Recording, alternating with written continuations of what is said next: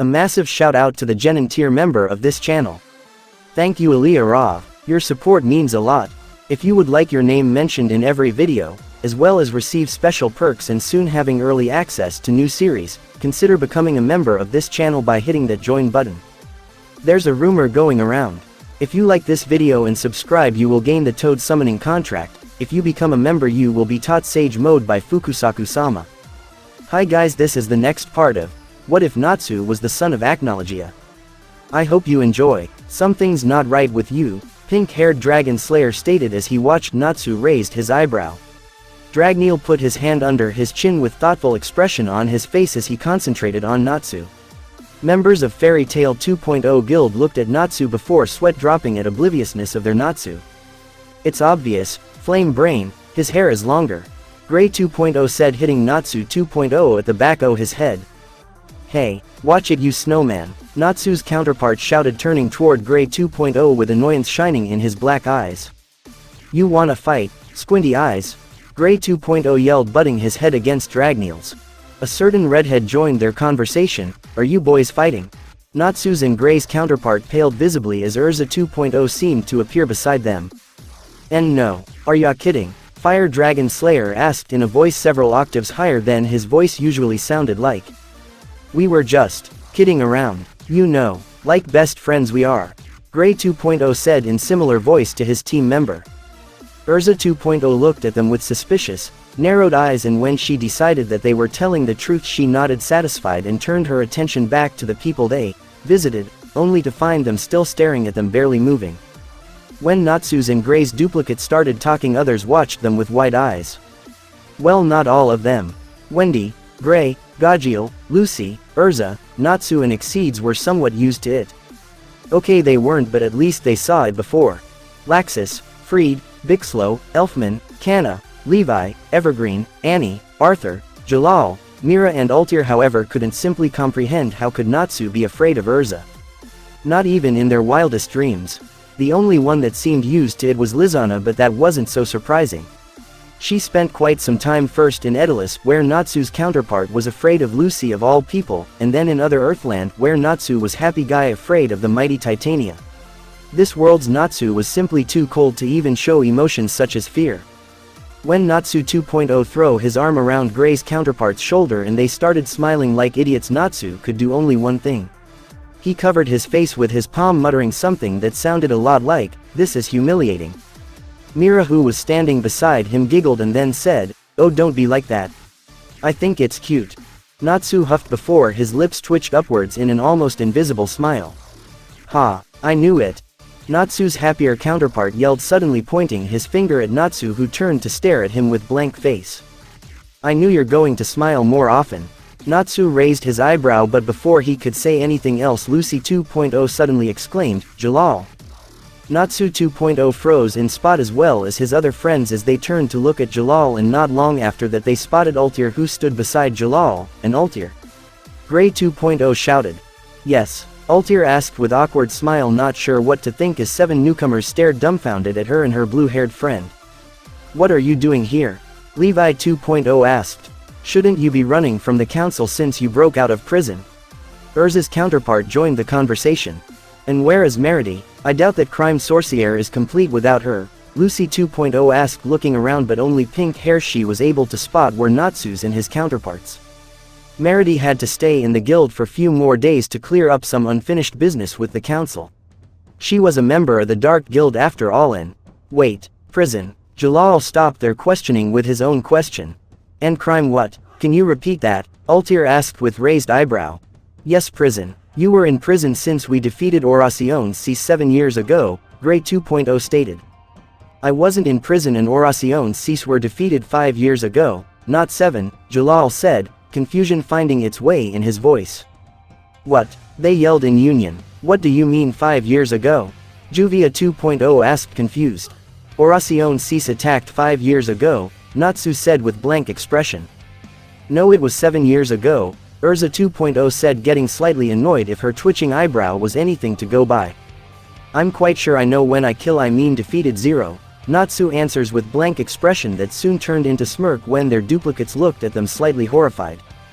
How could you kill him 5 years ago if you were on Tenro Island? Lucy 2.0 started with louder tone that soon died down as the realization hit her. You weren't there, she stated, earning confused looks from her friends. What do you mean, you weren't there? He wasn't where? Gray 2.0 asked, confused. Don't you think he looks older than our Natsu? Lucy 2.0 said quietly, sadness creeping in her voice. Her 2.0 friends looked at her and then their eyes scanned the stoic pinkhead. Urza's, Juvia's, Levi's and Wendy's counterparts' eyes widened suddenly while Natsu 2.0 and Gray 2.0 still watched Dragon Prince in confusion. I don't see it, Natsu 2.0 simply said, shrugging after few more seconds. I'm so sorry, Wendy 2.0 said quietly, looking at Natsu's blank expression. Natsu turned his head toward her and muttered quiet, me too. Lucy 2.0 turned to Natsu, who patiently waited for them to collect themselves. You weren't on Tenro Island for 7 years, right? You were somehow able to run away before. She wasn't able to finish when Natsu's face twisted in utter fury.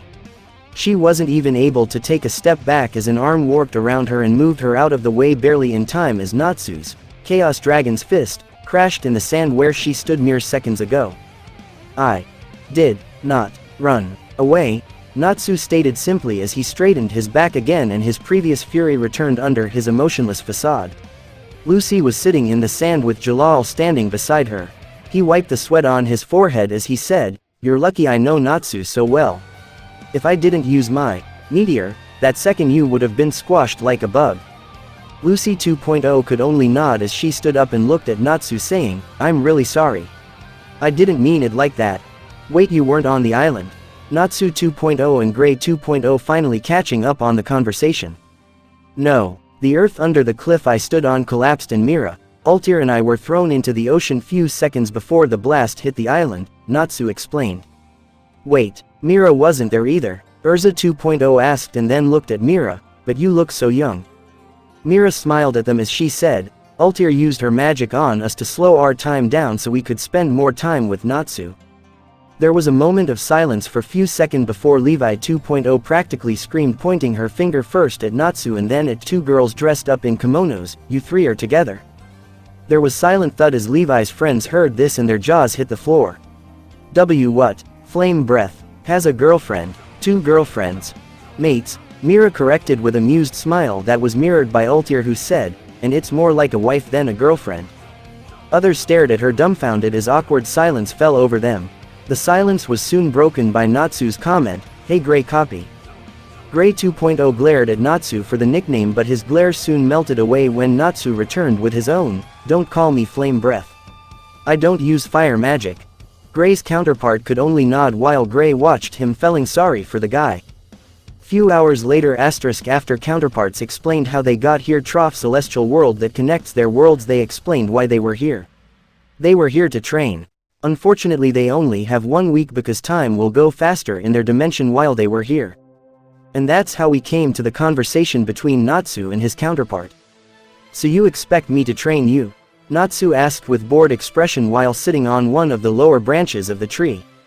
Yes, Natsu 2.0 replied firmly, determination shining in his eyes. There is no better teacher for a dragon slayer than the dragon himself. That is true, but I still do not see why should I train you, Natsu replied as his eyes flashed with amusement at his counterpart's angry face. I need to become stronger, damn it. Pink-haired dragon slayer shouted, losing his temper quite quickly and stomping on the sand with his foot. Train me, you asshole, so I can protect my friends. Dead silence fell over the clearing as everyone stopped talking and turned to watch their conversation. Natsu's face became blank once again as he jumped down from the tree branch he was occupying. He walked slowly and he didn't stop even when he was in front of the dragon slayer, who was watching carefully his every move. He stopped for a brief moment when they were next to each other, their shoulders almost touching. Then follow me, son of Igneal, Natsu said quietly so only his counterpart could hear him.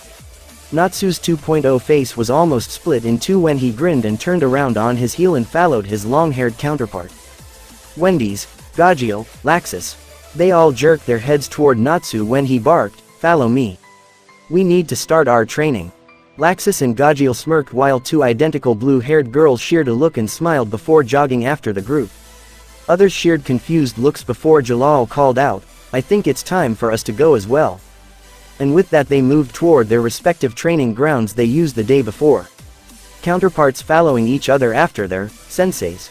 With Natsu asterisk. So, how's Fairy Tail doing here since you and Mira were there for 7 years? Natsu 2.0 asked, walking beside his counterpart. I bet you're still number 1. Am I right? He added with grin. I'm afraid you're wrong, Natsu said, not turning his head to look at his counterpart, who stopped walking for a second. Came his intelligent answer. Why not? I mean, couldn't you, Mira, Altair and Jalal kick their asses at the GMG? He asked, sounding slightly annoyed. Natsu, I don't think Mira was able to participate. She is, or was 4th guild master. Right, Wendy 2.0 said from her spot next to her counterpart. Dragneel smiled sheepishly and rubbed the back of his head. Oh right. I forgot about that. Natsu rolled his eyes, but before he could say anything his counterpart already continued talking. Okay, so Mira wasn't able to participate, but what about you and those other two? I can't believe this is Natsu even though he's just his counterpart, Laxus muttered from behind. Why not? Wendy asked, turning her head to look at Laxus. Well, first off all, he's too happy, too immature, too carefree, then he's more relaxed, not like someone shoved a stick up his ass. Gajeel snickered while two Wendys looked at Laxus disapprovingly. What? He asked, looking at the two identical girls. You don't have to be mean, Wendy's counterpart huffed. And he's nothing like you said he is, Wendy added, agreeing with her counterpart. He is, Gajeel said, though it sounded more like statement. Natsu continued walking, ignoring the other four, though his eye twitched here and there when Laxus said that last part. He instead decided to answer the question his counterpart asked. I had more important things to attend and Altair and Jalal couldn't do it alone. At that, Natsu 2.0 looked infuriated. What is more important than your guild? Other four stopped their bickering and started listening the argument between the two pinkheads. I highly doubt this is any of your concern, Natsu said with blank face. It is. Of course it is, Natsu 2.0 yelled. How can you even say something is more important than your guild? I did not say that, Natsu stated calmly. You didn't deny it, Dragneel barked. As I said, I had more pressing matters to attend to. Irritation started seeping in his, until now calm, voice. And what would that be? Dragon Slayer shouted again. Keep your voice down, will ya? Dragon Prince asked, narrowing his eyes. No way, until you answer me I will not. He was stopped by Natsu, who said, I was on attending council meetings at the time. Everyone went silent for few minutes until Wendy 2.0 asked, you joined the Magic Council? Before anyone could say anything else, Natsu chuckled, making most of them look at him in shock. Natsu chuckling could be considered like Natsu laughing. Seems like Christmas came early this year. Me, joining the Magic Council? Natsu asked with smirk. I don't think so. Then wah, Laxus started. I am a member of a Dragon Council though, Natsu replied with smirk, his eyes glinting with amusement at their shocked faces. They called you back? Wendy asked, shocked. Natsu 2.0 looked at his counterpart and said, holy shit. You were part of the Dragon Council. I still am, Natsu corrected. Even before you became a dragon? Yes, Natsu replied. What's this council anyway? Laxus asked. Other five looked at him like he was crazy. You seriously have no idea? Gajeel asked. Isn't it obvious? Laxus replied, annoyed. That's the most powerful council, composed of the strongest dragons, in other words kings, queens and princes. I was the first non-dragon who was allowed to enter the council. I was 7 at the time. Wow, Laxus whispered quietly. Anyway, back to the point. Yes, they did summon me again. Zirf started making his moves, so they needed my help. Old bastards. First they leave me for 7 years alone and then they decide to call me back. 7 years? When did they call you back? Wendy asked, confused. Acnologia called me back on the day we thought he destroyed Tenro, Natsu replied. Wait, you went back to that bastard even though he almost killed you? Gajeel asked, anger seeping in his voice.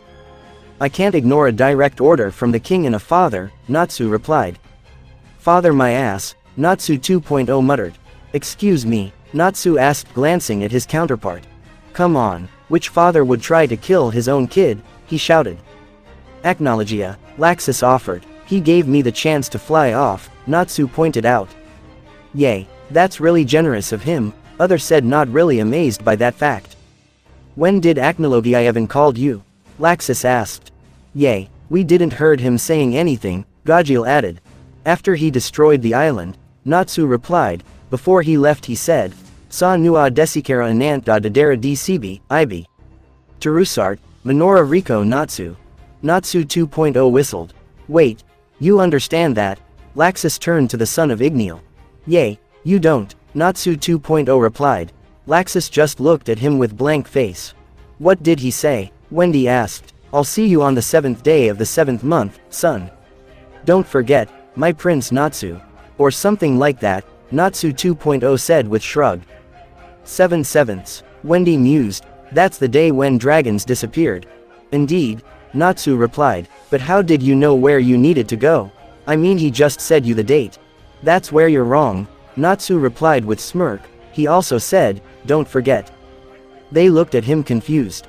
What does that has to do with anything? Gajil asked. He didn't mean about the date when he said that, Natsu replied as his smirk widened. Then, Wendy 2.0 asked, completely lost. He said the same thing to me when I was a kid. Natsu stated, looking in front of himself. As he kept talking it sounded more and more like he was talking to himself more than to them. He chuckled, but it sounded biter. It was night before he disappeared. Wendy almost tripped over her feet. Natsu never talked about that day. Not even to Mira and Altir. He said that he was pleased with my progress. That was almost the same like he said he's proud of me. You know, he never said that to me. As Natsu continued talking, his counterpart was trying not to show his frustration. How can that overgrown lizard do this to his own son? No matter what I did, Igneal would always said that he was proud of me. It's no wonder the guy turned out this way. He then started talking about seemingly irrelevant things, but I still remember every word he said that night. Then right before I fell asleep he said that I am his son. You're my son, Natsu. You'll always be. It doesn't matter if we found each other here, in hell, or, though I highly doubt it, in heaven. Don't forget that. I'm quite sure he was only half aware I heard him though. They went silent for many minutes after that. Gajil finally broke the silence, asking, I still don't understand, what does that has to do with anything? Idiot, Natsu whispered. What was that? Gajil asked with raised eyebrow. He heard it all right. Natsu blinked at him. I didn't say anything. Natsu kept on walking as others looked at him with their mouth hanging open. It was their Natsu, right? And he just joked, right? Anyway, he did say where to find him, so I went there, Natsu continued. You went where? Laxus asked. Well, isn't it obvious? I paid a visit to hell, Natsu replied with smirk. Hell, you mean Lurioa? Gajil asked quietly. Yes. After all, Lurioa is the only part of hell where living can enter, Natsu replied with shrug. What happened when you found him? Natsu 2.0 asked, not bothering to keep annoyance out of his voice. To go willingly back to that beast after what he has done to him and his friends. He wasn't sure if he would do the same. We had a fight, Natsu replied with blank expression, of course not physical fight. We just yelled at each other for around 2 hours until I decided to leave. Natsu then smirked. He stopped yelling at me and actually said why he called me here in the first place. I agreed to come to the meetings and that was mostly it. I became active member of the Dragon Council once again. And that's why you never participated in Grand Magic Games? Laxus asked, though it came out more like a statement. Right. Meetings usually took place around the same time as Grand Magic Games, Natsu explained, and then stopped walking since they reached the entrance of the forest. Natsu 2.0 and Wendy 2.0 looked at pink-haired dragon. This is where you've been training? Natsu 2.0 asked. Wendy and her two fellow dragon slayers paled slightly. I guess that's one way to say it, Natsu said with chuckle. So what are we gonna do today anyway? Gajil asked. You're going to hunt a dragon, Natsu replied with smirk. What? Wendy 2.0 asked. I didn't plan to do this for few more weeks, but since those two, he pointed at Wendy's counterpart and Dragneel, are able to stay here just 1 week, I need to speed this up. I don't like this, Gajil muttered, watching Natsu's sly grin. Oh, you're going to hate it, Natsu replied, his grin widening. Anyway, I came up with this idea when I realized just how bad your hearing and sense of smell is. Hey, we have excellent hearing and sense of smell, Natsu 2.0 yelled. Well, while you indeed have better hearing and sense of smell than those four, all of you are still far below my standards. You do realize you are a dragon? No matter how good our hearing and sense of smell is, there is no way our senses will be the same level as yours, Gajeel said, slightly annoyed. I know that, Baka, Natsu said with smirk, ignoring Gajeel's angry protests. But yours are still bad compared to the mine. While I was still a dragon slayer, Natsu replied. Laxus snorted as he said, so what are you going to do? Me? Natsu asked, faking his surprise. I won't do anything. His students looked at him, clearly confused. Cut the crap and spit it out already, Laxus said after few seconds silence. Natsu raised his eyebrow as his expression became blank again, and small glare was sent toward Laxus, who quickly added, please. I'm serious, I'll just hide somewhere in that forest and you'll have to find me, Natsu replied. That's easy, Gajeel said confidently, you should come up with something harder. Natsu looked at him from the corner of his eye and said, I wasn't finished. Crap, Gajeel muttered, you're going to wear this while you search for me, Dragon Prince said, raising 4 pieces of black cloth. What are we going to do with this? Natsu 2.0 asked as he took his piece of cloth. You're going to wrap it over your eyes so you will be forced to rely only on your other senses, Natsu explained and smirked at their disbelieving expressions. They watched Natsu, who smirked as he said, go on. It won't bite you. 5 dragon slayers wrapped their blindfolds over their eyes with Natsu surprisingly little enthusiasm. When can we start? Wendy asked, turning her head around even though she couldn't see a thing. I thought we already started, Natsu replied from behind her. When did he get there? Oh, and before I forgot. Be careful, this forests are full of monsters, Natsu said before every trace of him vanished. Any idea where to find him? Natsu 2.0 asked as he started walking toward the forest, following his nose even though he could barely smell anything. Nope, Gajeel said few meters behind him. This is gonna be a long day, Laxus said as he followed the 2 boys. Wendy and his counterpart followed Laxus soon afterward. Watch where you're going next time, Slamander, Gajeel yelled, trying to get rid of the mud in his mouth. It was your fault to begin with, Natsu 2.0 yelled back as he wiped the mud that got under his blindfold while trying not to take it off. We all ended up in that swamp because of you two, so shut up, Laxus yelled at the 2. Does anyone know where we are? Wendy asked, trying to get her mud-soaked hair off of her face. No, her counterpart answered as she stood up only to slip and fell right back in the muddy water. I really hope we're getting closer, Gajeel muttered as he climbed up from the swamp. I seriously doubt we're getting any closer because his scent is still the same as it was at the beginning, Natsu 2.0 muttered as he followed Gajeel's example. Wait, you're able to smell him? Wendy asked, surprised. Well, yay, what do you think I've been doing all this time? Natsu 2.0 replied as he helped Wendy get out. Trying to drown us? Laxus asked, annoyance clearly in his voice. Gajeel snickered. I already told you it was his fault, Dragneel yelled, pointing toward where he could smell Gajeel. Though his pointing was useless since others couldn't see it. Whatever you say, Laxus shrugged before turning around and smelling the air. But I still don't see how are you able to smell him?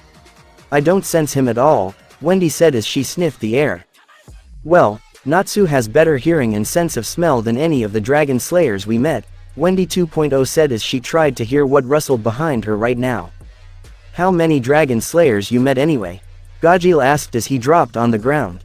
Others turned toward him as Iron Dragon Slayer added, what? We deserve little rest. We've been out here in woods for nearly 4 hours. Alright, but only 10 minutes, Laxus said as he slumped down on the ground. To answer your question, we know only 5 dragon slayers, though we heard about 2. What were their names? Wendy 2.0 said, thinking. Sting and Rouge, Gajeel asked, though it was more of a statement. Yay, those 2, you know them, Wendy 2.0 asked. No, but Natsu met them, Wendy replied. There was another rustle, but this time they all heard it. What was that? Natsu 2.0 asked, jumping on his feet. Who's there? Gajeel asked as his hand transformed into a sword. My, aren't you all worked up, son of Metallicana? A feminine voice said from the spot where they heard the rustle. 5 dragon slayers froze. What do you want? Laxus growled at the voice. And who are you? He added. I'm looking for a dragon. Have you seen him anywhere? Voice answered as a snake hissed. Soul Eater, Natsu 2.0 asked as he put his hand on his blindfold ready to take it off. Oh, so you do know him? The voice said, and then she added, would you be so kind and tell me where he is, son of Igneal? How? Natsu 2.0 asked as he took of his blindfold. Others followed him soon afterwards. They froze once again when they saw a beautiful woman with pale, almost white skin, black, curly hair, snake-like eyes and snake tongue that licked her red lips. The woman was wearing black kimono with red sun on the back. She laughed. How? What? How do I know that you are son of Metallicana? She said facing Gajeel. She then turned toward Natsu's counterpart, or that you're son of Igneel. Two boys just nodded as she proceeded to tell her answer, but a cold hand around her neck stopped her. You will say no more, Lilith. Lilith just smiled, obviously not worried about clawed hand around her throat. She traced the hand covered with black scales that stopped right about shoulder of its owner. It's been a while, Natsu boy, Lilith said with giggle. Stone-cold eyes greeted her as Natsu said, you five dragon slayers stiffed. Go back to the camp. Training is over for the day, Natsu said, his voice void of emotions. We are not going to leave you here. Natsu 2.0 yelled back. Leave. Now. Dragon Prince growled. Natsu's counterpart gulped unconsciously, but before he could say anything else Wendy answered, come back to the camp soon. Other four looked at her as she took Dragneel's hand and started dragging him toward where the camp was. Once they were gone, Natsu turned back to Lilith. How did you get out of Lurioa? Gods led me out so that I can bring you this piece of information. It's not much, but it is rather urgent. Natsu immediately turned completely serious as he narrowed his eyes, saying, what's happening? Is it Zeref? Lilith nodded. Something else, though Zeref's magic is thick in the air. Natsu raised his eyebrow. He didn't like the feeling he was getting. What else? Someone is messing with the time, she said as she looked toward the sun. What? Natsu growled. Hey, don't kill the messenger. I don't have much time left, I have to go back. Lilith said as she turned to leave. Wait, Natsu hissed. Who is doing this? Lilith looked at him and shrugged. I'm not allowed to tell anything else. Natsu cursed as Lilith disappeared with the wind. The games has just begun. And the eclipse is not far. Lilith's voice was carried with the wind. Natsu closed his eyes as he turned his head to look toward the sun. His eyes snapped open as realization dawned upon him. Crap, were his simple words before he started walking toward the camp, shaking his head. What the hell was that all about? Certain pink-haired dragon slayer asked, obviously angry. What? Natsu asked his counterpart with straight face. Who was that? Lilith, was it? Yes, Lilith. As I said before, she's demon from Lurioa, first fallen angel. Okay, let's say we know and understand why are you so calm about it, but why the heck did the demon from Lurioa came all the way here looking for you of all the people? Gajeel asked. Natsu sighed and looked around. The 5 dragon slayers plus 1 dragon were still the only one in the camp. Gods let her out so that she could warn me about few irrelevant things, he finally said, shrugging. Don't give me that bullshit. Laxus roared as he tried to punch the dragon prince with his lightning-cloaked fist. Needless to say, Natsu dodged that. Sighing again, he sat on the ground. Others looked at him like he was crazy before Wendy sat down, seeing what her brother wanted. She was soon but reluctant followed by her counterpart until one by one everyone were sitting down in front of the dragon. The information that I get from gods and dragons are not something I can go around telling whoever I feel like. Cultures of the time before have different rules considering traitors. Why would you be considered traitor if you said as something that could very well save hundreds of lives? Wendy 2.0 asked in disbelief. Very small number of gods actually care about humans, Natsu started, though I can't really blame them. They talk to me never in person but trough messengers, Lilith for example, only when things get serious, which means that whatever they told me it was meant for my ears and my ears only, Natsu said seriously, his voice leaving no room for any kind of argument or unnecessary questions. Ignoring the sound of Natsu's voice, his counterpart asked, so you expect us to pretend that that conversation in the forest never happened? It shouldn't be that hard to you, salamander, Gajeel sneered. What's that supposed to mean? Natsu 2.0 bristled. As the two boys continued their bickering, Natsu smirked and stood up. So you're really not going to tell us anything? Wendy asked sadly that her brother didn't trust her enough to tell her that. Natsu, hearing the unasked question, said with one of those rare kind smiles, look Wendy. I would, but as I already explained, I can't. It's not like they won't hear me if I said you everything I know. And believe me, sometimes, I wish I don't know that much. Wendy returned the smile and watched Natsu as he turned around and walked toward the other end of the clearing. Before he went too far he said loud enough for those who listened to hear him, "Beware of the eclipse." And with that he walked to the spot under the tree where he sat that morning, but instead of sitting down he murmured something as long black katana appeared in his hands. Looking around and seeing that the two dragon slayers were still fighting, Wendy turned her attention to her counterpart who was trying to calm them down though she wasn't having any success so far. "Can you please calm down?" she pleaded, but the two seemed to be in their own little world. "What are you talking about, metalhead? Of course fire is better than iron," Natsu 2.0 yelled. "Dream on flame breath," Gajeel growled. "Guys," Wendy 2.0 said again. "How can iron be better than fire?" Natsu 2.0 shouted again. "Fire melts iron." "Not mine," Gajeel retorted. "Yes, even yours," Natsu 2.0 said with smirk. "No," Gajeel said again.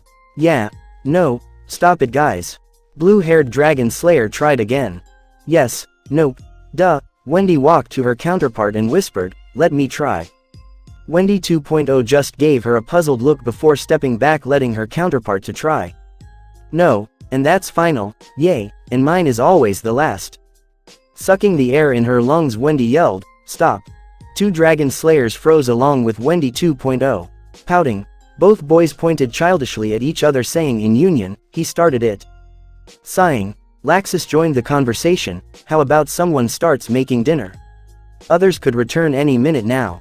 Hearing this, Dragneel's eyes lit up as he grinned, "Food." Now standing beside each other, Wendy, Laxus and Gajeel said in union, "It's still weird to see Natsu acting like that." "I could say the same thing when I see yours, Natsu," Wendy 2.0 said with smile. Shrugging, Laxus said, "I guess," and with that he went toward the makeshift kitchen to make something to eat. Quickly behind him were Natsu 2.0 and Gajeel saying what they want for dinner. That started another argument because they didn't want the same thing, but this one was over much sooner due to Laxus's, "I'm cooking what I want, now shut up." As the sky started getting beautiful scarlet color, others made their appearance. "I'm surprised to see your group here so soon, Natsu," Jalal said with smirk as he walked toward Natsu, who was still practicing with his sword. It was really interesting to watch him practice with it. Every swing he made was elegant yet deadly. Every slash fast yet silent. After he didn't get any kind of a response from his friend, Jalal sighed and tried again, but this time he asked another question, "Did something happen?" Natsu ched as the katana disappeared from his hands, "Nothing that is worth mentioning." "If you came early from your training because of that, then it is," Jalal said.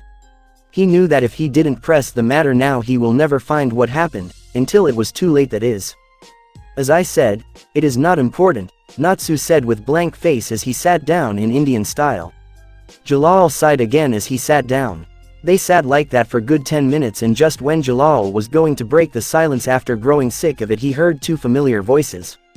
Even without listening what they were talking about, he could hear they were bickering over something completely unimportant. Before he opened his mouth to stop the fight, Natsu spoke up, "Ultir. Mira Jane, I thought we had an agreement." Two women stopped their meaningless fight as they grinned, slightly embarrassed. "Sorry." "No problem," Natsu said as he stood up. "If you knew him as good as Jalal, Wendy, Mira and Ultir, you would notice that almost invisible smile that formed on his lips." "Have you guys eat already?" Ultir asked two friends who shook their heads. "No." "Then come here," Mira called as she and Ultir sat down at one of the tables with Lucy, Urza and Levi on the other side of the table. Jalal, realizing that he didn't get his answer, turned to stop Natsu from making his way to the table, only to find out he was too late. Dropping his head in defeat, Jalal jogged to the table and sit next to Urza facing Natsu, who acted as if nothing happened. Meeting his eyes, Jalal started the silent conversation with the Dragon Prince. "You will tell me what happened after dinner," Natsu chuckled, startling and confusing others as he started shaking his head. "No, I won't." Jalal narrowed his eyes in displeasure. "Yes, you will." "No, I won't." "Then I'll ask Mira and Ultir," he said, his eyes flickering to the two girls who were oblivious to their discussion as they talked to the other three girls. His chopsticks frozen in his hands and his face even paler, Natsu looked at Jalal, glaring the "I'll kill you if you try" glare that usually sent people covering back in fear. While not having so strong effect on Jalal, he still understood the message. Realizing this was more important than he actually thought, he dropped the subject, for now that is. Finishing his dinner, Natsu stood up, attracting attention of those around his table. Raising his eyebrow, he asked, "What?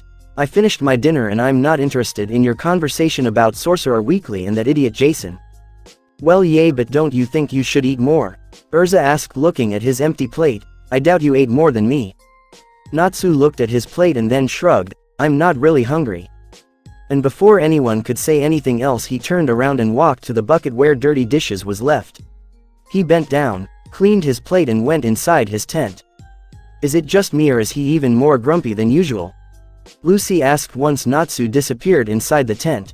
"No, he is more grumpy," Urza agreed. "I wonder if that has to do anything with the fact that his group came today so early," Levi added. "It is definitely connected and I'm going to find out how," Jalal said, standing up, leaving his half-eaten dinner on the table and heading toward Natsu's counterpart. "What happened today?" He got straight to the point once he was standing next to Natsu 2.0. Pinkhead turned to look at Jalal. "What happened when?" he asked innocently. Jalal couldn't help but shudder. Who would say that Natsu could sound like that? "I know, creepy." "Don't play dumb with me," Jalal said after regaining his composure. "He doesn't need to play dumb. He is dumb," Gray 2.0 said with grin. "What did ya say, Popsicle?" Natsu 2.0 asked, turning to face Gray, who was sitting on the other side of the table. "Who are ya calling Popsicle, Flame Breath?" Gray countered. Jalal could just face palm himself as the two continued their bickering.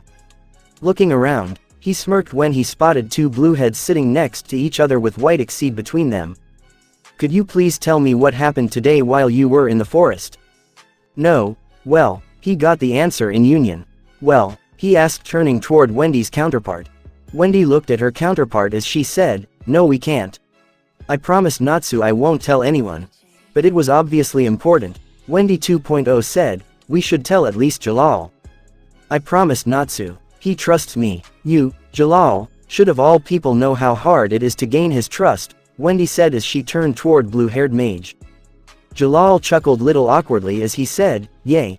He did try to kill me twice, and even after I saved Altair he still didn't trust me. It took quite some time to get to the point we are today." "Can you imagine how hard it was when he first came to the guild?" Wendy asked. As if he expected to see Natsu behind him, he looked toward his tent, but Natsu was still inside. His eyes saddened as he whispered, "No, I can't even imagine that." Wendy 2.0, now slightly lost in conversation but still seeing what was happening, stopped persuading her counterpart into telling the truth and instead said, "What do you have to do to gain his trust?" At that, both Wendy and Jalal stopped talking and started thinking. "Now that you asked, I have no idea. I just know he at some point started taking me with him on missions," said Wendy. They stayed in silence after that for good 5 minutes, each of them thinking about different things. On the other side of the camp, others had a discussion on a lot more cheerful subject. "So you really think we could go to Celestial World on your last day to say goodbye and have some fun?" Lucy asked her counterpart. Lucy 2.0 laughed as she said, "Of course. Loki already said I have to do that." "That sounds wonderful," Urza said with smile as she and her counterpart asked in union, "There will be some strawberry cake, right?" Others laughed as Levi said, "Wherever you go, Urza is still Urza." "You said that right," Mira said with her usual smile. "How come you never went in Celestial World before if you could, Lucy?" Levi 2.0 asked. "I didn't even know it was possible. It is really complicated and you need a permission of Spirit King to do so," the Lucy said in union. Altair raised her eyebrow. "Say what?" Lucy and her counterpart laughed, and then Lucy 2.0 said, "I said, it is really complicated and you need a permission of Spirit King to do so, and Lucy here," she pointed at her counterpart, "didn't know it was possible." "Perfect," Juvia said. Others looked at her confused as Urza 2.0 asked, "What's perfect?" "There are two real Greys and Juvia feels like Juvia's in heaven," Juvia's counterpart answered. Others' sweat dropped, realizing the two Bluenet didn't even know what they were talking about as the two watched Gray talk to Gray. Both of them somewhere along the conversation becoming shirtless. "I wonder what time it is," Mira suddenly said, and others looked toward the sky. The moon was out for quite some time now. "Around 10 inches, Natsu 2.0 said as he sat down beside Lucy 2.0. "What are you doing here?" Lucy 2.0 asked, slightly surprised. "He's here with the girls. I can't stand being around two strippers at the same time," he grunted out before he grinned. Others laughed. "So what have you been talking about?" he asked. We were planning the party in Celestial World the last day of the week, Levi answered and couldn't suppress a giggle when his eyes lit up like Christmas tree. A party? Whoa, that sounds awesome, he yelled as he jumped to his feet and bumped his fist in the air. Others laughed at his childish antics as Altair shook her head. Sometimes it's hard to believe that Natsu could ever act like that, she whispered. Mira, being the closest to her, heard her as she said, I seriously doubt he ever will. Unless maybe drunk. Since she didn't really try to say it to quite, Natsu 2.0 heard her as he in the next second stood in front of her asking, have you ever seen him drunk? That attracted others' attention as well. Both Mira and Altair put their hand on their chins thinking about the question. No, they finally said. But I imagine him like what Urza is when gets drunk, Mira said with thoughtful expressions, either ignoring or not noticing the pale faces that surrounded her after she said that. Crossing his arms in X-like shape, Natsu 2.0 shouted, then there is no way I'll be near him when he's drunk. Both Urzas, confused at the direction the conversation turned to, asked, what is wrong with me when I'm drunk? You're even more scarier than you are now, Lucy muttered.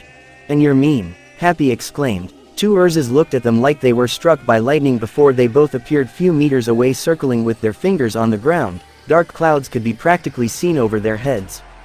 Others' sweat dropped as Mira smiled awkwardly, you're not that bad, Urza. The two ignored her. Sighing, Mira stood up, soon followed by Altair. I think we should go to bed. It's getting pretty late. After others nodded, they all stood up and walked to their respective tents, saying their good nights to each other.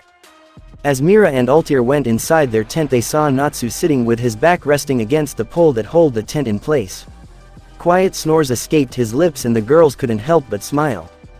Seems he's finally asleep, Altair whispered. It's been a while since I saw him asleep. Mira agreed. Do you think he's having nightmares? Altair asked as she took off her shirt and pants. I hope not, but it's hard to tell, Mira said sadly. He always has the same face when he sleeps. As they took off their clothes, Mira asked, do you want to go to those springs up in the mountains for a night bath? Altair smiled as she nodded, grabbing 2 towels and 2 bathrobes, warping one around her naked body while handing the other to Mira. As they went for the doors of the tent, quiet and slightly rasped voice asked, and you wouldn't take me with you? 2 girls froze for a second before they turned around to see Natsu looking at them with one eye open while his other was still closed. We didn't want to wake you up, Mira said with smile, you've been up a lot lately. Natsu shrugged, nothing that a good night of rest can't take care of. When do you plan to take that good night of rest? Altair asked, half teasing, half serious. Shrugging again, he said, who knows? He then proceeded to take off his gray pants and black shirt. Taking another towel from his bag and warping it around his waist, he asked, shall we? Girls laughed silently, not wanting to wake up anyone else. Let's go, they said in union. Dragon Slayer, Lost Art, Chaotic Void, and they disappeared. Reappearing right next to the small river and spring, girls took off their bathrobes, completely unfazed by the spell. After all, they were used to it by now. Looking up, Altair said, it's really beautiful sky tonight. Mira and Natsu looked up as Natsu nodded and Mira agreed with, you're right. As the three slowly entered the water, they sat on the rock that was near the surface but low enough so everything below their shoulders to be covered with water. As Mira put her head on Natsu's shoulder, she said, I wish it would always be this peaceful. Natsu warped his arm around her and pulled her closer while with his other arm he gently stroked Altair's head that was on his other shoulder. I wish that he whispered as he kissed gently her forehead. Altair, seeing this, looked up and pouted childishly. I want a kiss as well, she said. Natsu chuckled as he bent his head and kissed the spot between her shoulder and neck. The girl giggled as she stuck out her tongue toward Mira, who huffed playfully. Natsu saw this and with smirk he dived under dark but clear water. He slipped out of their embrace as he swam around the rock underwater and pulled Mira down as well. With the yelp, the girl was face to face with smirking Natsu, who hugged her and started kissing her neck, ignoring the water that started coming inside his mouth. A black, scaly tail emerged from his back as it traveled to where Altair was and pulling the dark-haired girl toward him as well. They resurfaced few seconds later, all three of them slightly out of breath. You know, I'm glad you didn't stay asleep, Altair said playfully as she warped her legs around Natsu from behind, who held her there with his tail. Agreed, he said as he tilted his head backwards so he was able to bite at Altair's lower lips. Mira, feeling little left out now swam toward her mate and started kissing the part of his chest that wasn't underwater. As Natsu slowly unwrapped his tail around Altair to turn his attention to Mira, he quickly swam around her and got behind her, warping his arms around her stomach. He bit gently on her ear as he whispered, "Don't you think you're old enough to wait for your turn?" Mira smirked as she turned in his arms so she was facing him. She pushed herself up so that she was able to reach his lips as she kissed him. "It was my turn," she said as she dived underwater and freed herself from his embrace, resurfacing close by. Natsu raised his eyebrow with smirk as he asked, "Oh, really? I did not know that. Did you, Altair?" Altair smiled as she said, "I'm sure you stole him little too early from me." "Well then, how about I make it up to you?" Natsu asked suddenly behind her as he pulled her underwater. Next morning asterisk, "What have you three been doing last night?" Kana asked as she watched two girls setting the table for the breakfast, both of them in particularly good mood. Mira grinned, "We were taking a bath in the spring up in the mountains. Somehow I felt even more dirtier after we came out than before we went in," Altair said with giggle. Kana, Lizana, Levi, Urza, her counterpart and Lucy that were sitting next to them looked at the two girls in confusion before their mouths opened, their expression becoming somewhat horrified. Kana on the other hand grinned, "Well, isn't that sweet?" "No comment," Lizana said with her head on the table. Altair and Mira laughed, but before they could say anything else, Arthur, Annie, Wendy's and Exceeds made their way to their table. "What have you been talking about?" Annie asked, her eyes shining with curiosity. Mira smiled sweetly at her daughter, as she said, "Nothing important, sweetie." Annie nodded, but suspicious expression didn't leave her face for a few more seconds until Arthur asked, "Where's Dad?" Altair looked around and after spotting Natsu talking with Jalal, Gray's counterpart, Natsu 2.0 and Gajil, she said, "He's over there talking with the boys." Grinning, Arthur nodded as he ran to Natsu to tell him something. Mira raised her eyebrow as she turned to look at Annie. "What is your brother doing, Annie?" "He wanted to show father the new spell he learned yesterday with Jalal," she replied. Others smiled as Juvia said, "Juvia thinks it's really sweet." They talked about few more things before a familiar voice spoke in front of them, "Am I seeing double?" Altair, hearing the voice, looked up and grinned from ear to ear as she ran and hugged her adoptive daughter saying, "Nice to see you again, Meredy." Meredy smiled back as she looked around again, "So I'm not seeing double?" Others laughed. "No, you're not seeing double." Wendy 2.0 walked toward Meredy as she said, "We're from Fairy Tale from another dimension." That didn't really help clearing the things up to the young pinkhead as she started asking questions. "Well, it was about time you showed up," Jalal said with smirk as he walked to the group after spotting Meredy. The girl smiled sadly as she said, "I'm sorry guys. The council had quite few things for me to clear out." "No problem. It's important you made it," Natsu said as he walked to them. "So what's for breakfast?" Natsu 2.0 asked, turning to Mira. "Well, there are few choices, so you'll pick yourself one you like the most." With that, the training group moved on for the breakfast, and after breakfast each group went on to their respective training places, Meredy with Altair. 1 week later, the last day, Fairy Tale 2.0 was there. As the week passed by, it was obvious that Jalal, Altair, Mira and Natsu didn't plan on giving them any rest as they trained from dawn to dusk, returning to the camp half dead. But now, the last day Fairy Tale 2.0 members were with them, they were ready for a party. "Everyone ready to go?" Loki asked, looking over the group of people around him as the doors to the celestial world opened behind him. "Yes, yay," and several other forms of agreement could be heard. "I hope you'll come here again," Natsu said from behind the group while sitting on one of the tables. "Hey, you're not going?" Natsu 2.0 asked, looking at his counterpart like he was crazy.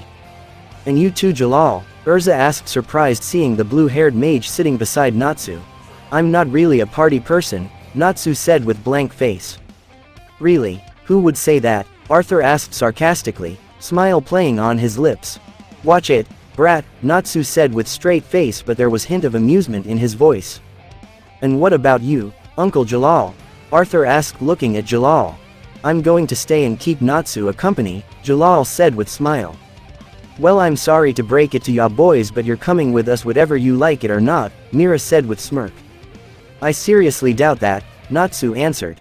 "And you can doubt all you want, but that won't help you," Altair said with grin as put a hand on Natsu's shoulder. "Now let's go." she said as she griped his shoulder obviously too tight. Natsu glared at her before he ched. Jalal smirked as Arthur commented, "You're growing soft, father." Natsu looked at Arthur as he said just his name as a way of a warning, "Arthur." Arthur wisely shut up after that. "Well, let's get this over with," Natsu said as he walked off the portal. Others watched after him for few minutes before Loki realized they were staring at empty portal for too long. "You heard the man, air, dragon," Loki said smiling, "let's go party." "You said it," Natsu 2.0 said with grin as he dashed off the portal. Others followed closely behind. "Now remind me, why do we have to wear this clothes?" Arthur asked as he watched his now yellow shirt and red knee-length pants paired with dark red sandals. "I must say I agree with the kid. This is rather ridiculous," Gajil said as he pointed at his green button-up shirt and gray baggy pants. "I don't know what you're talking about," Natsu 2.0 said with grin, "I love these." He had yellow knee-length pants, blue shirt and black sandals with his white muffler warped around his neck. Loki chuckled as he said, "With these clothes you can stay in Celestial Spirit World for short amount of time." "You didn't have black?" Gajil asked, annoyed at the bright color of his shirt. "No," Virgo answered with straight face. "Wait, if you didn't have black, then what is Natsu wearing?" Wendy asked from behind them when she spotted Natsu talking with Jalal. Jalal had dark blue sleeveless shirt with a hood and white baggy pants tucked in blue boots. Wendy giggled as he saw Natsu. "I think this is the first time he's not in black." Others looked toward Natsu, who tried to ignore their looks. He had bright red knee-length baggy pants, white hoodie and white combat boots with his scarf warped around his neck and his hair freed from that ever-present ponytail. While it was really good-looking outfit, it was kinda ridiculous seeing Natsu in it. So of course everybody laughed. "I knew I needed to stay in camp," he muttered. "Oh, don't be like that," Gray 2.0 said, throwing an arm around his shoulder then quickly retreating it after it was almost cut off. Jalal laughed and said, "Well, we're here now, so might as well get some fun." "I agree," Mira said with smile. She had long pink dress similar to the one she wore 7 years ago, but this one had silver details instead of the white ones. "Let's get this party moving," Taurus said behind them with grin as he turned on the funny-looking radio. Even though Natsu still felt ridiculous with the clothes he was currently wearing, he had to admit to himself he was having something that could be called fun. He would never said it out loud, of course. He spent some time talking with Celestial King about Haradachi and Yobuko, and he found out the Celestial Spirit King already knew of them. Then he watched the arm wrestling competition that was started between Laxus and Nastu's counterpart, though he was also dragged in only to yawn from boredom as Gray tried to move his arm. Mira watched with amusement as Natsu brought Elfman's hand to the ground. She wasn't really surprised when Ultir invited her to give her the beating of her life. The girls started arm wrestling, and it was soon obvious that they are equal. Though none of them wanted to stop, so others had to separate them. As the day stretched out and party came to an end, Virgo called them together since she was the one to return them home. Loki was still unconscious after he tried to flirt with Ultir. "We all know that's not a good idea. I'll first send your group home, princess," Virgo said, turning to Lucy 2.0 and her friends. They all said their goodbyes and expressed their wish into seeing each other's again. After few more minutes they all went off the portal, with Natsu 2.0 being the last, saying, "Pull out that stick from your ass already, Soul Eater." And before he could have been knocked out by Natsu, he vanished off the portal. "Oh," Virgo said as though she realized something, but her facial expression and her tone of the voice stayed the same. "I forgot to tell them," she continued. "What?" Lizana asked. "The time flows different here than it does on Earth," she said. "We know that. It flows faster here," Gray said. "Wait, how much time has passed on Earth?" Natsu asked, not really looking forward to the answer he already knew. "Almost 3 months, Virgo said. "What?" they all yelled in union as Natsu face-palmed himself. "We need to go to the games and we had barely 1 week to prepare," Merity said. "Ups," was all Virgo said, her voice and face the same as ever. "Let's just go. We still have around a day to get ready," Natsu said, walking to the portal. "And what can we do in that time?" Mira asked. Natsu smirked as he pointed at Ultir. "Not we. Just she, me," came Ultir's and Myra's voice in union. After few seconds their both eyes widened slightly as they said yet again in the same time, "Ooh. Let's go. There is no time to waste." Natsu said as he gestured with his hand to others to start going trough the portal. As they walked one by one out, Tenro group had only one question on their mind: what are they talking about? And if Natsu's slightly crazed grin had anything to do with this, they definitely won't like it.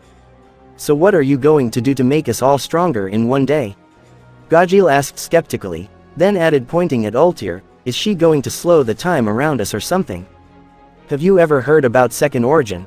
Jalal asked them question while ignoring the fuming Gajil. After receiving blank looks that obviously said, no, he sighed and continued, in recent years, it has been discovered that mages have a second container for their magic power that is largely unused called the second origin. Using the Arc of Time, it is possible to unlock the said magic container, granting the mage in question a large boost in magic power. Awesome! Some they exclaimed with stars in their eyes while others looked speechless. Why didn't you said that immediately? We could have unlocked it the second we came here. Gray asked after he get over the shock. I wanted to do that but those three refused, Natsu said with shrug, something about being unbearably painful. Others looked at Altair, Jalal and Mira, some showed worry on their faces while few of them tried to hide it. Altair looked at them with pity in their eyes, it is true. It is incredibly painful to unlock the origin. Now they turned their attention to Natsu, who looked at them with blank face asking, what? You sounded like they were overreacting, Kana pointed out. Is your second origin unlocked? Levi asked curiously, thought her curiosity soon turned into confusion when Natsu chuckled and other three laughed slightly. I opened my second origin when I was 6 years old. Tenro group looked shocked. What? Do you really think that father wasn't aware of the existence of second origin? He took me to a time dragon queen who unlocked it. It is possible to unlock with dragon magic? Gray asked. It was the dragons that gave humans their magic 400 years ago. Every type of magic that humans use today is nothing more than a small branch of the one magic, Natsu explained. So how many origins are there? Urza asked. Humans are able to access only 3 of them, Natsu said and then added, though I don't recommend the use of the third origin. And why is that? Laxus asked with raised eyebrow, not liking the amusement in Natsu's eyes as he ignored him. Demons, devils, angels and gods are able to access 4 to 5 origins depending on their level of power. Dragons are able to access 5 origin, though there is something of a myth about 6th origin. So second origin gives you a large boost of power. What do the rest of origins do? Urza asked. Third origin gives you access to the power that you may possess one day. Bad side of it is that once you open it after short amount of time you will lose your magic permanently. Others listened as Natsu continued without so much as blinking. Fourth origin accessible by lower class of demons is something of a cure to the third origin. Lower class is able to open third and second origin simultaneously, which allows them to open third origin whenever they want without losing their magic. Higher class of demons, devils as well as dragons are able to access fifth origin that allows them to change their body structure from one form to another, or in rare cases, like mine for example, to 3 different forms without much consequences as many times as they want. Their mouths shaped an O shape as they listened Natsu's explanation. So who is going to open it first? Natsu asked with noticeable evil glint in his dragon eyes. Jalal, Altair and Mira sweat dropped when most of Tenro group looked at them, pleading them to say something reassuring. Without much reassuring words in this condition, Jalal said, look at it from the bright side, you'll be a lot stronger once you're finished. Reluctantly, Gray stepped forward, soon followed by Gajil and Laxus. I actually think that it would be better if you all go at once, Altair said as she also took a step towards them. Shearing few glances among each other, others stepped forward while cats flew up to stand near Jalal, Mira and Natsu. All right, brace yourself, Altair muttered as she rose her hands in the air and they started glowing. 1. Lucy and Levi took each other's arm for support. Wendy squeezed her eyes shut but not before noticing Natsu winking at her. Urza clenched her jaw. 2. Laxus remained stoic on the outside while a trickle of cold sweat rolled down his spine. Gray looked around with few drops of sweat covering his forehead. Gajil clenched and unclenched his sweaty palms. Bixlow gripped Kana's shoulder reassuringly, though he himself seemed extremely nervous. Freed inched a little closer to Laxus.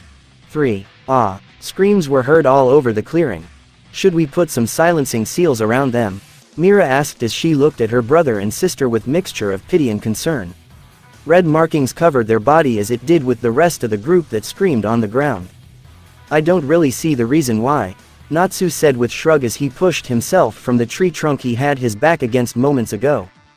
How long is it going to take? Urza asked as she walked to Altair, who looked at her with mixture of amazement and confusion. Well, it depends. I said it before, but I still can't figure out why aren't you howling in pain with the rest of them. She pointed behind herself with her thumb. Maybe her second origin was already opened, Happy snickered.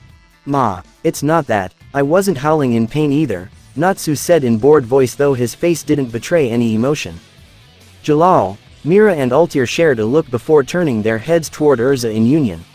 Urza raised an eyebrow, oblivious to what was happening around her since Mira brought her cake few moments ago. I guess we could start packing our things since we'll need to head back to guild the moment they get some rest after this, Altair said as she moved toward Mira. Shouldn't we then leave the tents so that they'll have a better place to rest? Urza questioned. I seriously doubt any of them would have the power to drag themselves there, Jalal said with shrug as he started bringing down one tent with Natsu after they took all of its things outside. Alright, she said as she proceeded to help Mira and Altair. 2 days later, Guild Hall *. I hope you all trained hard, Makarov said with grin and mug of beer in his hand as he watched Tenro group stand before him. Hi, they answered little too loudly and too quickly, earning an raised eyebrow from Old Master. Ignoring the way they said it, Makarov continued, I have chosen who's going to represent us in Grand Magic Games. Everyone stood on their toes as Guild Hall grew quiet. You could practically hear the pin drop. Urza's eyes shined with pride as she proclaimed, I'll do my best. Mira giggled as she said, well, that was to be expected. Gray, and that was soon followed by a loud, yes. Lucy almost dropped the glass she was holding. She exclaimed in surprise, me?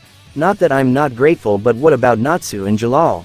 Lucy looked around searching for Natsu and Jalal, but when she didn't saw neither pink nor blue, she asked, where are they anyway? Master sighed as he spoke, some urgent matter came up and the two of them had to leave immediately. Lucy looked at Mira with worried expression while Mira smiled at her reassuringly. And the last but not least, Gajil, that's what I'm talking about, Gajil said, puffing his chest out proudly. And as a backup members, Wendy and Altair. Oh okay, Wendy said, shocked they choose her even as a backup. Sweet, Altair said with grin.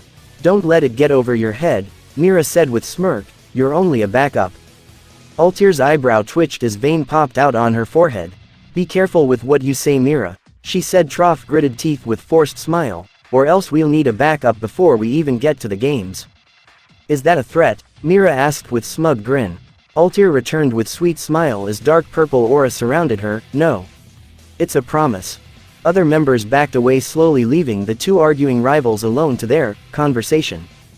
Does any of you have any information on what will be happening in the games? Levi asked, trying to ignore the murderous auras that radiated from the two girls. Nope, Biska replied. It changes every year, Alzak said as he picked up Asuka that came to his arms. Well, I guess we'll have to wait until the games start, Lucy said with sigh. I'm kinda excited, Wendy said with smile. Well, that is only natural, Juvia said with smile. This year, Makarov started, we're gonna be, he continued in louder voice as others turned their attention to their master. Two girls in the background stopped their bickering few moments ago. Number 1, Makarov shouted as others followed his example, raising their hands in the air. Because we are Fairy Tail. Has anyone seen Wendy? Urza asked as she looked around their room in Honeybone Lodge. Fairy Tail made its way to Crocus this morning, and after exploring the blooming capital, participants made their way to their room to wait for further instructions. They were told that the games begin at 12 o'clock and now was 11:56 p.m., meaning only 4 minutes. The apartment itself wasn't anything special. 5 plain beds in bedroom that had doors that lead to small balcony, and 1 bathroom with bathtub, shower, toilet and sink. No, I thought she came back by now, Lucy answered as she stepped off the doors of the bathroom with towel on her wet hair and blue bell-shaped skirt accompanied by white button-up short-sleeved shirt. It's almost 12 o'clock, Mira said, sounding worried as she looked at the clock that stood above the doors. I hope nothing happened to her. She probably got lost in the town, Altair said as she turned to the doors, saying, I'll go and look for her. We'll go with you, Happy and Annie said as they rushed after Altair, who closed the doors once the three exited the apartment. Others nodded as Altair walked out of the room, leaving Gray, Lucy, Mira, Urza and Gajil to wait. "I wonder what's their plan," Gajil commented as he looked out of the window. "We'll find out soon enough," Urza stated, and not even a second after she said that the clock struck midnight and a loud bell rang trough entire city. A second later a high-pitched, squeaky voice rang trough the city. "To all the guilds here for the Grand Magic Tournament, good morning." 5 participants shared a look before they rushed toward the balcony. What they saw was not what they expected. A giant hologram of Pumpkin with mouth and eyes appeared in the sky. In order to narrow down the competing teams from 113 to 8 were now. The Pumpkin head started again in that annoying voice, starting a preliminary event. "A preliminary event?" Gray asked, shocked. "No one said anything about that," Urza yelled angrily as she slammed her fist on the railings. Every guild in Crocus was shocked. Lucy turned to look at Mira and was surprised to see her as shocked as them. "They didn't have any preliminary event last year, any year actually," she said. 113 guilds. That's too many guilds for Fury," Lucy thought with a frown. Each year, the number of competing guilds keeps growing, and the events became a little predictable, so we made some changes. Pumpkinhead continued. "This year there will be only 8 competing teams for the official events. The preliminary rules are simple." As he said that, the ground started shaking and others looked shocked around them as the earth started moving away from them. It took them only few seconds to realize that it wasn't the earth that was moving. It was them. The whole lodge was rising up in the air. "Look, it's not just us," Mira yelled as she tried to look around without falling flat on her face or over the railings of the small balcony. Others shakily looked around, confirming what Mira said. Other lodges were also rising in the air. After few shaky minutes they stopped moving and they stood up again, looking below toward far ground. "What the?" Gajil started but stopped as a path started to worm in front of them and a hole in the railings of the balcony appeared, forming some sort of passage for them to probably use the path. "Are we supposed to follow that path?" Urza asked, voicing their thoughts as she eyed the forming path and the giant structure that was forming in the distance. "All 5 members of the team must be present once you made your way to the goal, that is in this case official event grounds, Domus Frau. The first 8 guilds that make their way to the goal will proceed to the finals," the Pumpkin stated, and then added with odd glint in his small eyes. "We take no responsibility for anyone who loses their lives in the labyrinth." "Labyrinth," the 5 shouted in union, and as the pumpkin head disappeared they realized that the giant structure that was forming in the distance was in fact a labyrinth. The giant sphere-shaped labyrinth was shining in the night, calling them inside. "Ladies and gentlemen, I present you the Sky Labyrinth. The great magic tournament has started." As the teams rushed in the labyrinth they were followed by loud cheering that came from the streets as people who came to watch the tournament went to the streets or balconies of their hotels and apartments. "How are we going to find a way out of here?" Gajil asked as they entered the labyrinth. Looking around, Mira said, "I have no idea." Her 4 teammates who expected to hear something smart couldn't help but face-palm. Though with only one look it was really obvious that it would be nearly impossible to find an exit. You weren't really sure which way was up and which way was down, not to mention sides of the world. There were ladders leading down toward a hole that went God only knows where. There were stairs turned upside down. Holes in the wall with fake background. Whole place looked like someone spilled some messed up Lego blocks inside. "We should head east. The event grounds are east," Urza said, but before she could say anything else Lucy squealed in delight as she took out one of her keys, saying, "Then it's time for me to do something useful. Open the door of the compass pedestal. Pixis." Those words were followed by a sound of a bell and golden light as a bird similar to a penguin but red in color with compass on its head appeared. The needle in his compass started spinning immediately and Pixis and Lucy pointed in one direction suddenly, with Lucy exclaiming, "The east is this way." "That's really impressive, Lucy, but we brought compass," Urza said, not sounding impressed in the sightless. A dark rainy cloud appeared above Lucis and Pixis' head as they sulked in the corner near one of those suspicious windows. Few moments later the 5 teammates were slowly making their way through the labyrinth, jumping from flying blocks that formed a path. "You know, we should make a mark where we go by," Lucy said as she almost slipped on the last block only to be caught by Gray. "So you mean we're gonna make a map?" he said as he pulled her up. Urza suddenly stopped walking, making others looked at her confused as they stopped beside her. "There's someone down there," Urza said in hushed voice as she nodded with her head toward what obviously were 5 people. "Twilight Ogre?" Mira asked, somewhat surprised as they got a better look at them. 5 members of Twilight Ogre seemed to hear her since they turned their head toward them. Mira, one of them asked. My, I never thought I'll see you around here, she said with a really creepy smile. Gray shuddered. She's spending too much time with Natsu, he whispered to Lucy, who only nodded in agreement.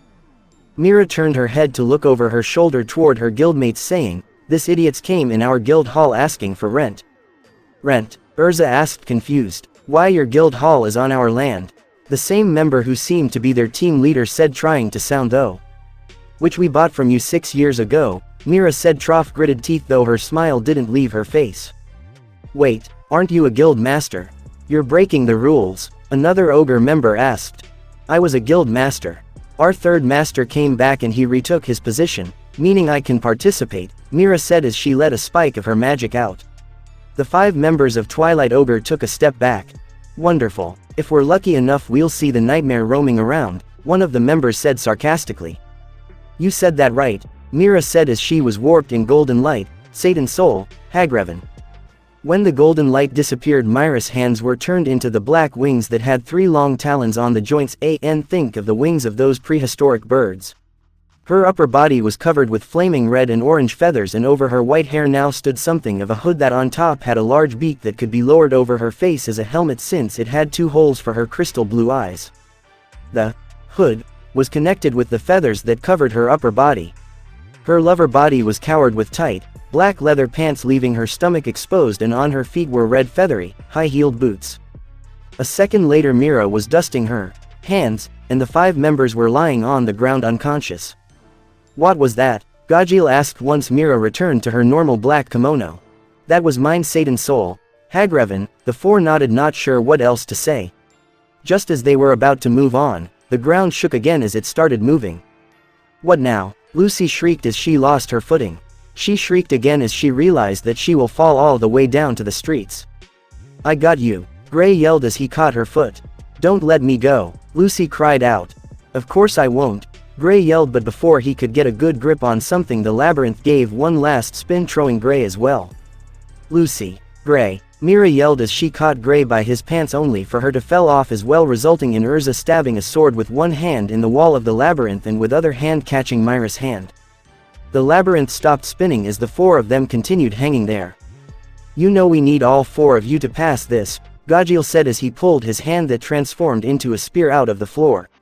With that he helped Urza to pull them back up. Are they trying to kill us? Lucy yelled angrily once her feet touched the ground. Gray ignored her yelling as he fixed his pants that were now barely covering his underpants. Grunting, he turned around and saw something interesting on the floor next to one of Twilight Ogre members that was lucky enough to stay up here. He lifted it off the floor, examining it before smiling wickedly.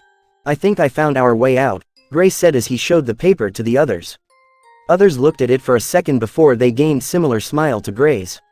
Lucy, who was standing beside them, looked at the paper and realized it was a map of the labyrinth. Your eyes look creepy, she said, sweating slightly as their eyes shined in red color. All right guys, we have a lots of work to do, Urza said as she sprinted down one of the corridors. Others nodded as they followed her. Half an hour later, 10 guilds beaten, 8 maps taken, they made their way to the doors where that pumpkin man form before stood, though this time it was the real one. Congratulations, he said in that squeaky voice, you made your way to the exit. We're the first one to get here, right? Urza asked smugly. The small man scratched the back of its head, saying, not quite. You're the 8, you barely made it. There was silent thud as their jaws touched the ground. I'm getting kinda nervous, Lucy said as she stepped from foot to foot nervously while listening to the cheering outside of their entrance. No need to be nervous, Lucy, Mira said with smile. Yay, Mira's right, we came here to prove that fairy tale is still the best. Gray said with grin as his eyes shined with determination. I don't really get this clothes though, Gajil whined as he tugged his purple shirt. Master wanted us to wear the same color, Mira explained. She was wearing purple boots and a purple kimono that did little to hide her nicely curved body. And honestly, I like them, she said with smile. I agree with Mira, Urza said. Whatever, Gajil muttered. Outside on the stadium they could hear commentator starting his speech. I'm Chapati Lola here. I'll be covering today's event. I have privilege to say that beside me sits Mr. Yujima, former member of the Magic Council. Good to have you here, Mr. Yujima. The pleasure is all mine, an elder voice of Yujima was heard from the speakers. And as for today's guest, we have privilege to say hello to Miss Fury, Jenny Realite from Blue Pegasus, Chapati said. We're gonna win this year. Jenny said, pumping her fist in the air as some of the male population of the crowd started whistling. With the fairy tale team, others looked at Mira with raised eyebrow. You're not Miss Fury anymore? Lucy asked, surprised. Mira smiled slightly as she scratched her cheek. I didn't really have time for that after I became the master. Oh, was all Lucy said. Back to the stadium. All right folks. The moment you all have been waiting for. Stadium erupted in cheers. This is it guys, Urza said. On the 8th place of the preliminary events is a guild that was once number 1 in Fury. Can they reclaim their glory from the old days? Chapati asked the crowd, who in return quieted slightly. Ladies and gentlemen, I present to you Fairy Tail. 5 members of Fairy Tail team stepped out as they walked proudly toward the center of the stadium. Crowd cheered as they walked, but Gajiel was able to hear some of them saying things like, why didn't they give up already? They are worse and worse each year. Yay, growling, Gajiel turned around and glared at them. 2 teenagers realized he was watching them as they stared back in shock. He heard us, one of them muttered. Damn right I heard you, Gajiel growled under his breath so only his teammates could hear him. What? Gray turned toward him. Those punks are badmouthing us. Leave them be, Gajiel, Mira said with smile, though Gajiel couldn't help but gulp as he felt the aura behind her. We'll shove them not to mess with Fairy Tail. Right, the other 4 said in union. Up in one of the boxes reserved for guilds Fairy Tail hung giant poster saying, Fairy Tail victory, and their screams and cheers were probably louder than the entire stadium combined. Mira looked toward the guild with smile, before her eyes opened in shock. Confused by her reaction, her 4 teammates followed her look only for their eyes to widen as well. Makarov, who was standing on the railings of their box, looked with raised eyebrow to his right only to almost fall of the railings. Master Mavis, members in the box yelled, not believing their eyes. Makarov pulled himself on the railings with some difficulty since he was still staring at young Ghost, not believing his eyes. I'm here to cheer for you, she said, like it was perfectly normal for Ghost to be here, waving its feet happily as she sat on the railings. You came to cheer? Makarov asked, slightly bewildered. Don't worry, only those with guild insignia can see me, she replied as she waved back and forth with her legs. That's not what I'm worried about, Makarov said with sweat drop. I got bored on the island, she whined. Before they could say anything else, Chapati continued, next. Let's welcome the 7th team in the preliminary event. The Hounds of Hell's Army, Quarto Cerberus. 5 members of Quarto Cerberus stepped out yelling, wild. In the background you could hear Master Goldmine yelling, let's win this year, from their box. The 6th place is a female guild. Dancers of the Ocean, Mermaid Heel. Cheers, though male once much louder, erupted yet again. Coming up in the 5th place is the Wings That Sparkle in the Dark, Blue Pegasus. As crowd erupted in the cheers once again as it did after every guild was announced, it wasn't hard to recognize feminine squeals that erupted in the crowd at the sight of 5 members, though it was mostly directed toward Eve, Hibiki and Ren. The 4th place, Goddess of Love and War, Sacred Destroyers. Lamia Scale. 5 members stepped out as several gasps left the crowd. Isn't that Jura, one of the 10 wizard saints? Oh my god, it's really him. Leon walked toward Fairy Tail as he turned to Gray. I hope you didn't forget our agreement. I don't remember agreeing to that, but it doesn't matter since we won't lose, Gray said with smug grin. And on 3rd place, what a surprise, newly formed guild made it into a top 3 on their first try. Say hello to the Midnight Rider, Raven Tail. Makarov's face twisted in anger as he leaned over the railings yelling, who the heck agreed to this? They are a dark guild. But they were acknowledged as a legal guild since they exist more than 7 years. Makarov calmed down somewhat as he kept muttering something under his breath. We got 2 more teams from the preliminary, Chapati said, on 2nd place are. They're not the first, you all know who this is. It's the Beast, the undefeated, the ultimate king, Sabretooth. Well, now this is what people call cheering. Those down on the stadium could say without hesitation that they felt the ground shaking from all the clapping, screaming, jumping, kicking and anything else you could think of doing as Sabretooth walked to the arena. Wait, but who's the first? Mira asked as she looked toward the left doors. And now, there is only one left. Chapati started as he looked toward his papers that stated who is the first.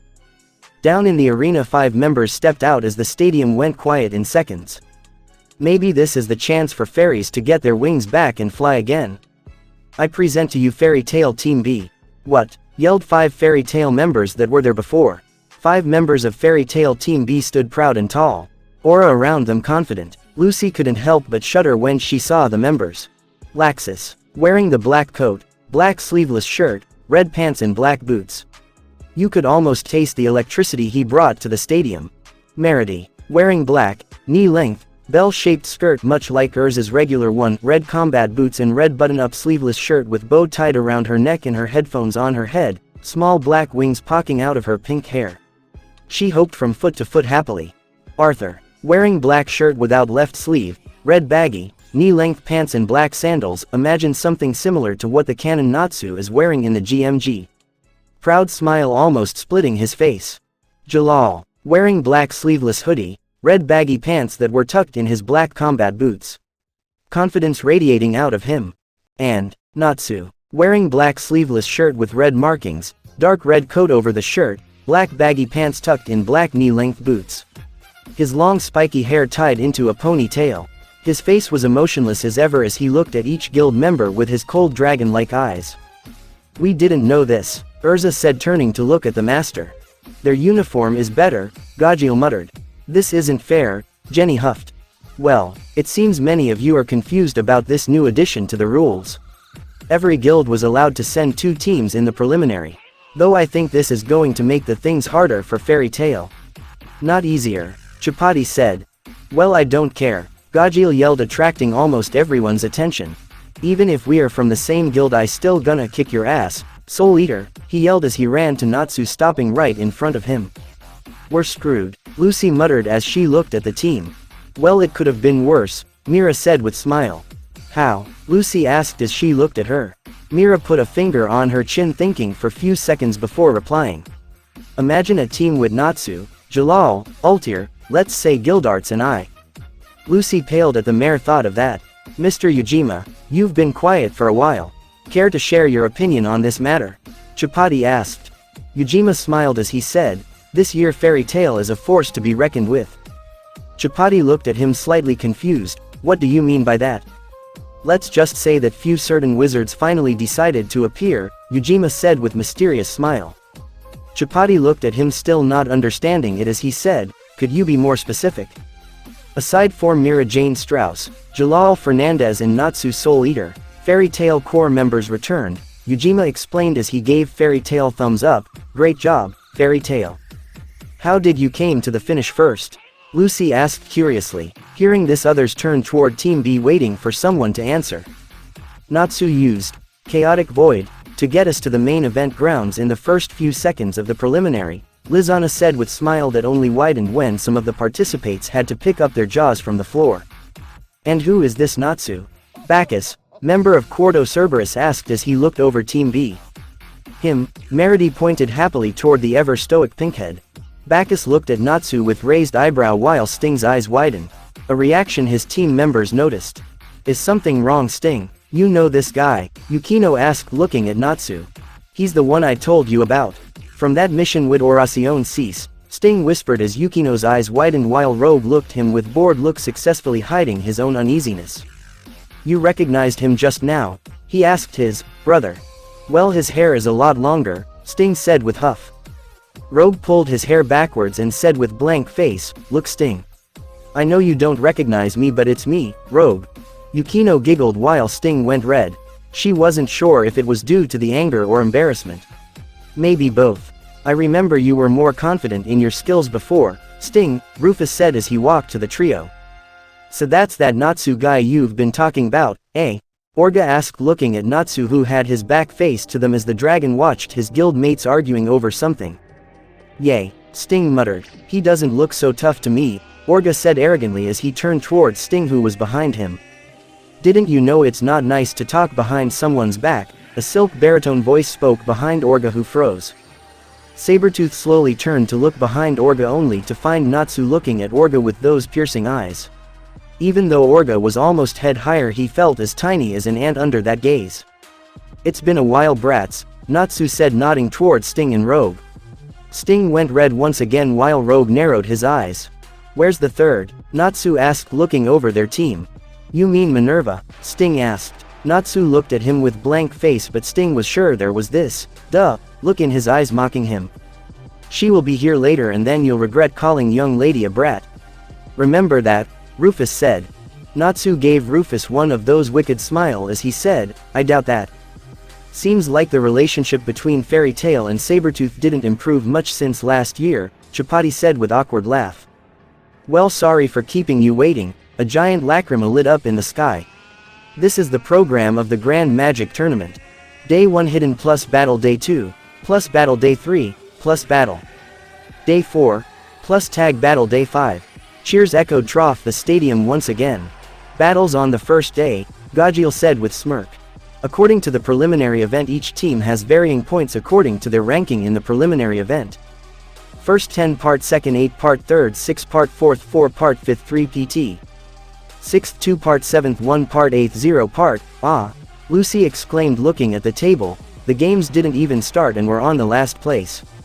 For the games each team select one of their members while for the battles the participates are selected by the sponsor. If you win the battle your team gets 10 points, if you lose you get 0 points and if it's ended as a tie each team gets 5 points. Now let the first game of the tournament. Chapati continued, hidden, start. So we need to choose a member, Urza said looking around. I'll go first, Gajeel said just as Gray opened his mouth. Right, Urza said as she banged her fist on her chest saying, you better win. As the teams started discussing the matter between them the Pumpkin Man from earlier walked to the center of the arena saying into the microphone he was carrying, the contestants for hidden game please step forward. Crowd started cheering at the sound of the new voice. It's finally starting, Chapati said rising the tension in the air. I wonder what kind of game is hidden, Ujima commented. Mr. Ujima, do you have any favorite players? Chapati asked looking at the elderly man. Well, I guess that would be Rufus but I must say I like Natsu as well, Ujima answered and then added whispering, though the kid scares the shit out of me sometimes. Chapati's sweat dropped as he said, your microphone is still on Mr. Ujima and Natsu is not participating in hidden. Really? Ujima asked as he looked at his microphone suspiciously. Chapati though wasn't sure if the man was surprised his microphone was still on or the fact that Natsu isn't participating in the first game. Crowd laughed at that while some of those who ignored the funny part of what the man said looked toward Natsu skeptically. Jenny, what about you? Chapati asked stifling the laughter and covering it with a cough. Do you even need to ask? It's our incredible Eve, Jenny said as she laughed slightly. Down in the arena 8 people stood around the Pumpkin Man listening as he started explaining. All of them excitedly waiting the rules of the game. From Fairy Tail Team A came Gajeel. From Fairy Tail Team B came Arthur. From Blue Pegasus came Eve. From Mermaid Heel came Beth. From Quarto Cerberus came Jaeger. From Sabretooth came Rufus. From Raven Tail came Nullpudding. From Lamia Scale came Leon. The 8 competitors started speaking among each other when Arthur suddenly turned to Small Man asking, I've been wanting to ask. What the hell are you? The small man looked at Arthur surprised before answering in sing-song voice, I'm a pumpkin, Cabo.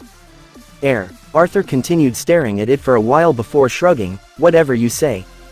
Wait a second, Nullpudding said as he stepped forward. While I don't have any idea what's going to be in this game I'm sure that Fairy Tail will have great advantage considering they have 2 members. Arthur and Gajeel narrowed their eyes at the ugly man. While that may be true it is quite an achievement to have both teams pass the preliminary Cabo said. I'm fine with it, Eve said smiling at Arthur and Gajeel as Gajeel smirked in return and Arthur smiled. Me too, Beth said with bright smile. I've nothing against Fairy Tail having 2 members in the team. My memory is telling me that having a friend in a competition like this can be troublesome to say the least, Rufus said with smug expression. I don't see any problem either, Jaeger said. Nullpudding growled silently as he said, I didn't said I'm bothered by the fact. I was merely trying to point it out in case someone else wasn't comfortable with this situation. Now that everything is clarified, Cabo said as he turned his back to them and raising his hands in the air he shouted, field open, Cabo. Thanks for watching. I hope you enjoyed. The next part will be out soon.